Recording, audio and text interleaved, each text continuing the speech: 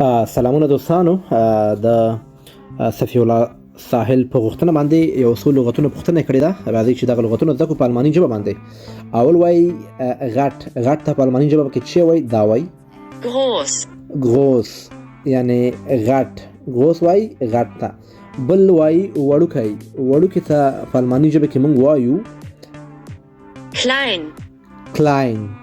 klein یعنی وړوکی.